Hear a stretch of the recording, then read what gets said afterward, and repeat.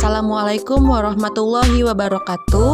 Salam sejahtera bagi kita semua. Selamat pagi siswa-siswi SMA Negeri 1 Ciawi Gebang. Apa kabarnya? Semoga selalu dalam keadaan sehat. Untuk pertemuan kali ini kita akan melanjutkan materi bab 4 mengenai revolusi-revolusi besar dunia dan pengaruhnya bagi kehidupan masa kini, di mana pada pertemuan kali ini kita secara khusus akan membahas mengenai revolusi Prancis. Oke, pada pembahasan revolusi Prancis kali ini kita akan membahas 4 submateri. Yang pertama adalah latar belakang revolusi Prancis. Yang kedua, jalannya revolusi Prancis. Yang ketiga, pasca revolusi. Dan yang keempat, pengaruh revolusi Prancis bagi kehidupan manusia. Nah, sebelum masuk ke latar belakang revolusi Prancis, kita akan membahas sekilas mengenai revolusi Prancis ini. Jadi, revolusi Prancis merupakan gerakan yang menuntut dilakukannya perubahan-perubahan besar di Prancis. Nah, revolusi ini terjadi antara tahun 1789 hingga 1799. Revolusi Prancis itu ditandai dengan jatuhnya monarki absolut di Prancis yang saat itu diperintah oleh Raja Louis XVI. Nah, pelopor dari revolusi Prancis ini merupakan golongan demokrat yang menginginkan untuk menghapus sistem monarki Prancis ini. Golongan demokrat ini mewakili rakyat jelata yang mengalami penderitaan hebat di bawah monarki Prancis. Dengan semboyannya yang terkenal yaitu Liberté, Égalité, dan Fraternité yang berarti kebebasan, kesetaraan, dan persaudaraan, revolusi Prancis ini menginspirasi gerakan pembebasan dari monarki di banyak wilayah lainnya di Eropa. Bahkan juga ikut mempengaruhi gerakan pembebasan dari penjajahan di berbagai negara di Asia dan juga Afrika. Nah, itulah gambaran umum mengenai revolusi Prancis. Oke, kita masuk ke submateri pembahasan kita yang pertama, yaitu latar belakang. Latar belakang terbagi ke dalam dua, yaitu ada faktor umum dan juga faktor khusus. Untuk yang pertama adalah faktor umum, di mana revolusi Prancis ini terjadi karena ketidakpuasan dan kekecewaan rakyat terhadap sistem dan praktik monarki absolut di Prancis. Apa sih absolutisme ini? Jadi absolutisme ini merupakan bentuk pemerintahan tanpa undang-undang dasar atau bentuk pemerintahan di mana semua kekuasaan itu terletak di tangan penguasa seperti raja, kaisar, dan juga lain-lain tanpa adanya peraturan. Absolutisme ini dapat terlihat pada raja yang memimpin pada saat itu, yaitu Raja Louis XVI, di mana Raja Louis XVI ini mengungkapkan satu ungkapan yang sangat berciri khas absolutisme, yaitu dia mengungkapkan bahwa negara adalah saya. Di mana pada masa Louis XVI ini absolutismenya itu memiliki ciri-ciri. Yang pertama, Louis XVI itu bergelar sebagai Raja Matahari. Yang kedua, raja dianggap sebagai wakil Tuhan di dunia. Nah, karena raja dianggap sebagai wakil Tuhan, maka seluruh rakyat harus menaati segala tindakannya atau perintahnya. Dan yang ketiga, pemerintahan berjalan tanpa undang-undang atau konstitusi. Yang keempat, pemerintahan berjalan tanpa adanya pengawasan dari parlemen. Dan yang kelima, tidak ada pengadilan dan kepastian hukum. Di sini akibatnya, karena tidak adanya pengadilan dan kepastian hukum ini, raja sesuka hati memberikan surat penangkapan terhadap siapapun yang dicurigai mengancam kekuasaannya. Kekuasaan yang absolut seperti ini membuat raja menjadi korup. Jadi menyelewengkan kekuasaan demi kepentingan dirinya dan keluarga. Sebab itu tepatlah bahwa apa yang pernah dikatakan oleh seorang politikus bernama Lord Acton yang mengungkapkan bahwa kekuasaan itu cenderung korup dan kekuasaan yang absolut pastilah korup. Adanya lembaga pengawasan dan konstitusi belum menjamin penguasa bersikap amanah, apalagi jika tidak ada lembaga pengawasan dan konstitusi. Maka penguasa akan korup. Nah, itulah faktor umum terjadinya revolusi Prancis, yakni adanya ketidakpuasan dan kekecewaan rakyat terhadap sistem dan praktik monarki absolut di Prancis. Nah, selanjutnya adalah faktor khusus terjadinya revolusi Prancis, terbagi ke dalam 4 faktor khusus. Yang pertama adalah faktor ekonomi, yang kedua lemahnya kepemimpinan Raja Louis XVI, yang ketiga gaya hidup istana yang gemerlap dan mewah, dan yang keempat pengaruh revolusi Amerika. Nah, faktor ekonomi ini pada saat itu kas negara itu dikuras habis untuk membiayai perang 7 tahun yang terjadi pada tahun 1754 hingga 1763, dan kas negara ini dipakai untuk membantu rakyat Amerika untuk mendapatkan kemerdekaannya dari Inggris. Jadi ketika adanya krisis ekonomi, ketika Louis XVI naik tahta, pemerintah tidak bisa berbuat apa-apa. Banyak kasus yang terjadi seperti halnya kelaparan, gizi buruk, inflasi yang meningkat, dan juga tingkat pengangguran yang meningkat.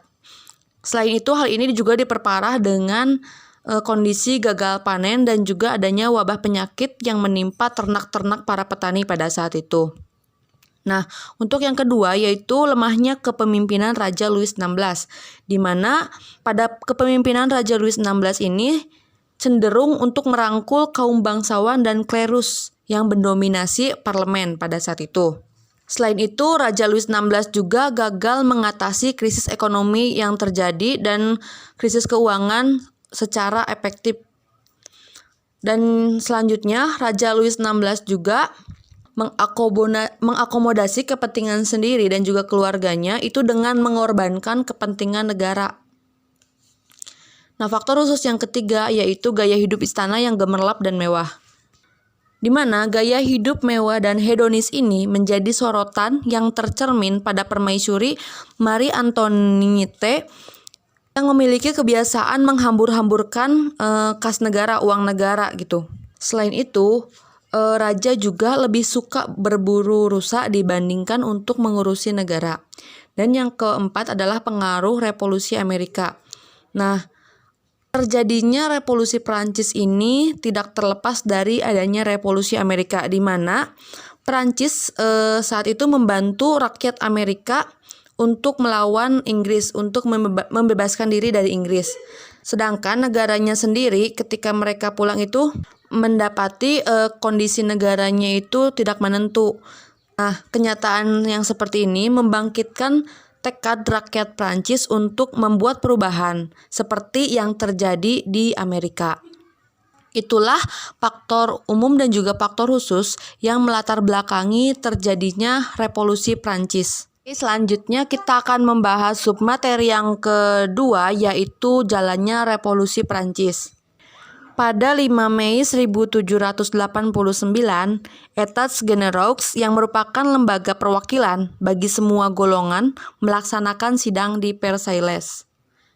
Jalannya sidang tersebut diwarnai silang pendapat antar anggota dan gagal menghasilkan resolusi. Pokok kericuhan ini adalah adanya ketidaksepakatan tentang hak suara dalam pengambilan sebuah keputusan. Golongan bangsawan dan golongan klerus mengusulkan agar setiap golongan hanya memiliki satu suara. Usulan tersebut kemudian ditentang oleh golongan rakyat. Menurut salah seorang wakil golongan rakyat biasa dalam sidang, yaitu Emmanuel Joseph Sieyès, yang juga merupakan seorang klerus, jumlah satu suara bagi golongan rakyat biasa itu tidak adil dan tidak masuk akal, mengingat mayoritas rakyat negara Prancis merupakan rakyat biasa. Hal tersebut juga akan menyebabkan setiap keputusan itu dimenangkan oleh kaum bangsawan dan kaum klerus dengan skor akhir 2-1, karena kaum bangsawan dan klerus bersatu menghasilkan 2 poin, sedangkan di sisi lainnya ada golongan rakyat dengan hanya menghasilkan 1 poin. Golongan rakyat biasa kemudian aktif melakukan propaganda, menyelenggarakan diskusi, serta menyebarkan berbagai pamflet yang mempromosikan kepentingan golongan rakyat. Kemudian pada 28 Mei 1789, Sieyès mengumpulkan golongan ketiga yang dimaksud Sieyès ini adalah bangsa Prancis itu sendiri gitu. Nah, setelah mengumpulkan golongan ketiga, kemudian membentuk komunis, semacam majelis perwakilan rendah. Kemudian pada 17 Juni 1789, bertempat di Salle des Etats, komunis ini menyatakan diri sebagai majelis nasional. Pernyataan tersebut berarti Majelis Nasional ini memproklamasikan diri sebagai majelis perwakilan rakyat yang resmi dan menegaskan diri sebagai pemilik kekuasaan yang berdaulat dalam hal pajak serta bertujuan untuk membuat konstitusi baru yang salah satunya adalah untuk membatasi kekuasaan raja. Pembentukan majelis ini tidak diketahui oleh Raja Louis XVI. Bagi Raja Louis XVI, keberadaan majelis ini mengancam wibawa dan kekuasaannya, sama saja artinya dengan melawan dirinya secara langsung. Oleh karena itu, Raja Louis XVI ini memerintahkan penutupan rapat akbar Salle des Etats ini. Nah, peserta rapat ini pun kemudian terpaksa memindahkan tempat rapat yang semula direncanakan di tempat terbuka ke sebuah lapangan tenis. Kemudian, pada 20 Juni 1789, mereka mengucapkan sumpah lapangan tenis atau The Tennis Court Oath, di mana isi sumpah tersebut menyatakan bahwa mereka tidak akan berpisah hingga menghasilkan sebuah konstitusi untuk Prancis, sebuah konstitusi yang mencerminkan aspirasi rakyat. Sumpah ini merupakan sebuah tindakan yang revolusioner sekaligus sebuah penegasan bahwa rakyatlah pemegang kekuasaan tertinggi, bukan raja gitu. Berbagai gerakan yang dilakukan oleh rakyat ini memaksa Louis XVI melakukan kompromi, di mana Raja Louis XVI ini merasa semakin terdesak. Kemudian Louis XVI memerintahkan kaum bangsawan dan klerus untuk bergabung dengan golongan ketiga dalam Majelis Nasional. Nah, atas desakan golongan ketiga dalam Majelis Nasional, Raja memerintahkan tata cara pemungutan suara yang baru, yaitu satu kepala satu suara, tidak lagi satu golongan satu suara, melainkan menjadi satu kepala satu suara. Kemudian pada tanggal 9 Juli 1789, Majelis Nasional mengganti namanya menjadi Majelis Konstituante Nasional yang bertugas untuk menyusun konstitusi. Keadaan tersebut semakin melemahkan wibawa raja dan isu kudeta militer menyebar luas. Oleh karena itu, militer mulai tersebar dalam jumlah besar ke sekitar Paris dan Versailles. Sementara itu, pertemuan Majelis Konstituante Nasional pada bulan Juli terus berlangsung. Untuk mencegah raja membubarkan rapat Majelis Konstituante ini, para peserta memutuskan untuk menggelar sesi-sesi pertemuan tanpa henti. Dengan demikian, tidak ada celah bagi raja untuk melakukan pembubaran. Sementara itu, massa di luar sidang berkumpul dalam jumlah besar dan pembentukan konstitusi tampak menjadi hal yang tidak dapat dibendung lagi. Namun di sisi lain, raja tetap mengirimkan pasukannya untuk membubarkan pertemuan tersebut. Kedatangan pasukan raja pada tanggal 14 Juli 1789 disambut dengan perlawanan rakyat. Kekacauan, kerusuhan, dan penjarahan terjadi di mana-mana. Dan pada hari yang sama pula, rakyat menyerbu penjara Bastille yang merupakan tempat gudang senjata. Penjara Bastille ini juga merupakan simbol kekuasaan dan kesewenang-wenangan raja, karena banyak tahanan politik di tempat tersebut. Penyerangan tersebut menandai awal dari revolusi dan kelak diresmikan sebagai Hari Nasional Prancis. Setelah penjara Bastille jatuh pada 14 Juli 1789, Majelis Konstituante Nasional memproklamasikan diri sebagai pemerintahan transisi yang di dalamnya itu bergabung para tokoh revolusi seperti Mirabeau dari kaum bangsawan, Lafayette dari kaum bangsawan juga dan juga Sieyès dari klerus. Gelombang revolusi ini kemudian menyebar dengan cepat ke seluruh Prancis. Setelah lama menderita, para petani menjarah dan membakar rumah-rumah para penagih pajak, tuan tanah dan juga bangsawan dengan mengusung semboyan liberté yang berarti kebebasan, égalité yang berarti kesetaraan, dan fraternité yang berarti persaudaraan. Nah, para petani ini menuntut hak atas tanah dan menyerukan penghapusan hak-hak istimewa kaum bangsawan dan kaum klerus. Kemudian, pada 4 Agustus 1789, Majelis Konstituante secara resmi membubarkan golongan-golongan yang ada dalam masyarakat, yang juga berarti menghentikan praktik feodalisme di Prancis. Dalam perkembangan selanjutnya, Majelis Konstituante juga menghapus kewenangan gereja Katolik untuk menarik pajak. Juga menghapus hak-hak khusus bagi kaum klerus dan menyita properti gereja. Kemudian, pada 27 Agustus 1789, Majelis Konstituante mengumumkan pernyataan hak-hak asasi manusia dan rakyat sebagai dasar dari pemerintahan baru. Hak-hak tersebut diantaranya yaitu yang pertama hak atas kemerdekaan pribadi, hak diperlakukan sama dalam hukum, yang ketiga hak kebebasan bertempat tinggal, kemudian hak atas milik pribadi, hak atas keamanan pribadi, hak untuk membela diri, hak kebebasan menyatakan pendapat, dan yang terakhir adalah hak kebebasan memeluk agama. Nah, itulah serangkaian jalannya revolusi Prancis pada saat itu. Oke, submateri selanjutnya yaitu kondisi Prancis pasca revolusi, di mana kondisi negara Prancis itu masih belum stabil, yang nantinya akan ada selisih paham mengenai bentuk pemerintahan. Yang pada akhirnya, usulan monarki konstitusional yang memenangkan dukungan majelis, di mana dalam monarki konstitusional ini, itu raja sebagai simbol negara saja, sedangkan kewenangan lainnya itu dicabut.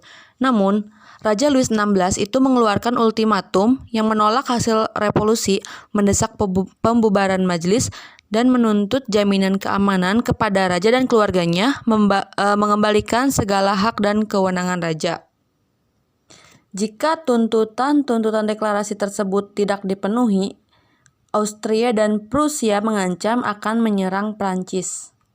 Ultimatum ini sendiri diumumkan oleh Louis XVI sendiri ke seluruh rakyat Prancis. Nah, di tengah situasi politik yang tidak menentu di dalam negeri, koalisi Prusia-Austria atau koalisi 1 menyerang Prancis pada April 1792. Yang kemudian dikenal sebagai Perang Revolusi Prancis. Di pihak Prancis, ancaman ini tidak dianggap sedikit pun, bahkan ancaman tersebut memperkuat persatuan mereka untuk menumbangkan monarki untuk selama-lamanya. Perang ini berakhir pada tahun 1797 dengan kemenangan Prancis. Nah, serangan koalisi Austria-Prusia ini menempatkan Louis XVI dalam posisi yang sulit. Di satu sisi, ia harus mempertahankan kekuasaan dari ancaman kaum revolusioner. Dan di sisi lainnya, mengizinkan koalisi menyerang Prancis membuat ia tertuduh sebagai pengkhianat negara. Atas tuduhan pengkhianatan tersebut, pada 10 Agustus 1792, pasukan milisi yang dimotori oleh kaum Jacobin menyerang istana Tuileries dan membunuh semua pasukan pengawal raja. Raja Louis XVI dan juga Marie Antoinette dieksekusi. Kemudian pada 21 September 1792, konvensi secara resmi menghapus monarki dan mendeklarasikan bentuk pemerintahan republik, yang kelak disebut sebagai Republik Prancis I.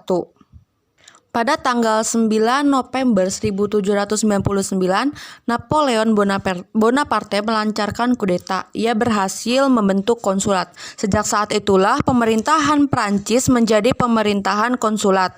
Pada tahun 1804, Napoleon memproklamasikan diri sebagai kaisar, sekaligus mengakhiri fase republik dari revolusi Prancis.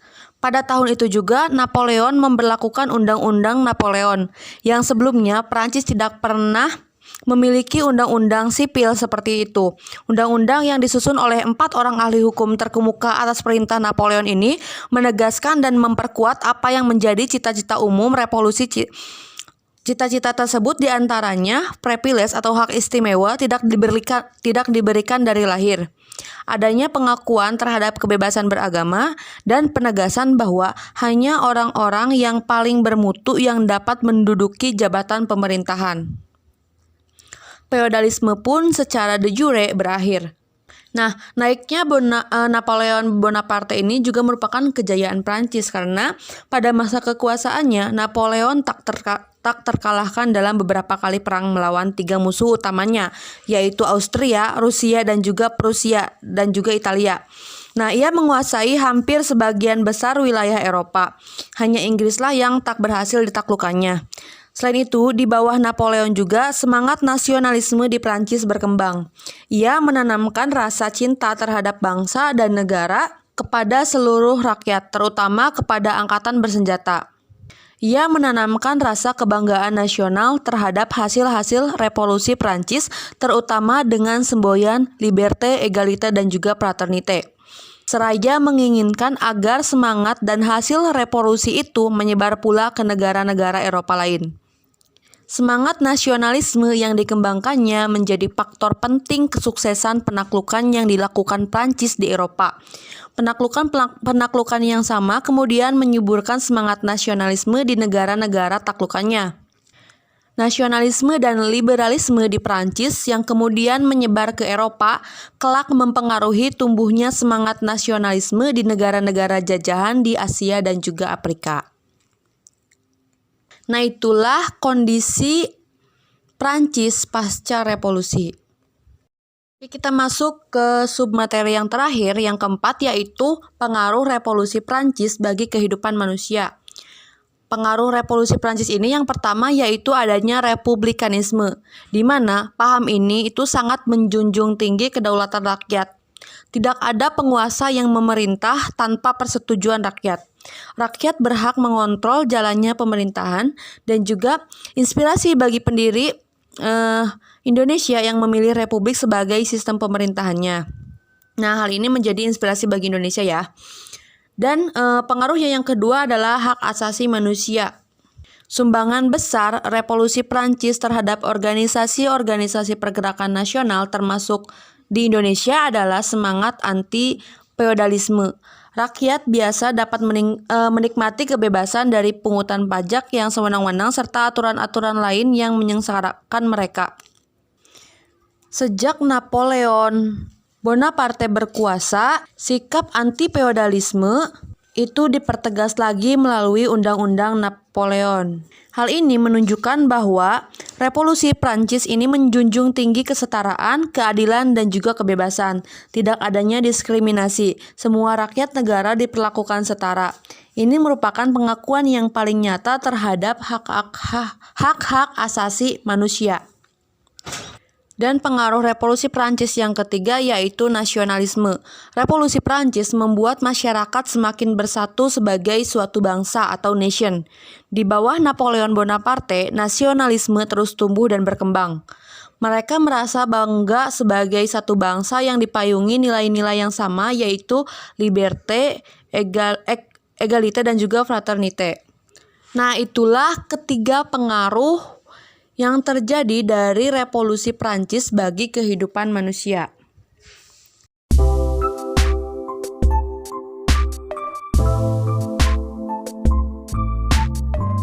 Mungkin sekian materi untuk minggu ini mengenai revolusi Prancis. Semoga apa yang saya sampaikan dapat bermanfaat, dan apabila teman-teman menemukan informasi yang berbeda dari apa yang saya sampaikan, boleh bilang saja karena saya juga masih belajar. Terima kasih atas perhatiannya. Jangan lupa untuk mengerjakan tugas-tugasnya. Wassalamualaikum warahmatullahi wabarakatuh.